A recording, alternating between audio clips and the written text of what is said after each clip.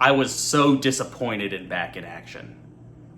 Not a single Looney Tunes character. Back in Action is a new Netflix movie, probably most well known for being Cameron Diaz's first acting role in 10 years, where she plays a spy alongside Jamie Foxx, and the two fall in love and have a child together. But when a mission goes sideways, they decide to go into hiding and try out the domestic life, but then their identities are exposed many years later, so they have to finish the case they started all those years ago. And the main thing this movie has going on for it is the chemistry between Cameron Diaz and Jamie Foxx. They're very enjoyable to watch together, and their comedic sensibilities work very well as a team. The problem is, it's the rest of the movie that ultimately fails them. I know it's common for people to be like, oh, was this written by AI? And I'm never going to say that. This was written by humans, and it's bad in a uniquely human way. The problem is that it does feel algorithmic. It feels like it's trying to work within the Netflix algorithm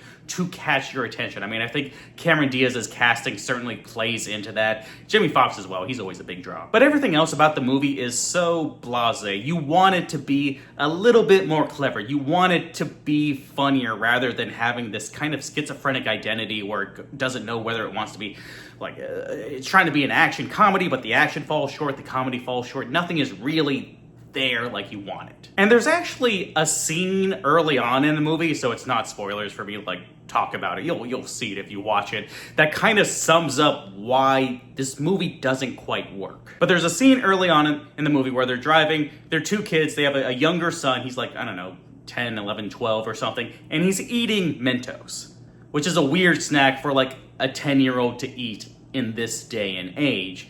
And then he starts drinking Diet Coke. So you see the Mentos and the Diet Coke together. They don't like explicitly lay it out, but we all know what that means. It immediately becomes a Chekhov's gun of, okay, when are the Mentos going to mix with this Diet Coke? Which again, is a very weird combination of things for him to have, just without knowing he's going to do that. And surely enough, there's a scene not too long after where Diaz and Foxx are like driving. They're like in this big car chase with these people who are trying to catch them, and they have Mentos and Diet Coke in the back seat to help them out, and it becomes this like grenade. It's kind of fun, but it just feels like so like ham-fisted. Like there's no grace, there's no nuance. Everything is just jammed in there. They're throwing everything at the wall trying to see what sticks. Which again leans into that algorithmic nature where, okay, we need, a big set piece scene to happen every 15 minutes so that we can get the viewer's attention. And then once we have their attention, we can kind of catch them up to speed about what's going on with the plot at this point.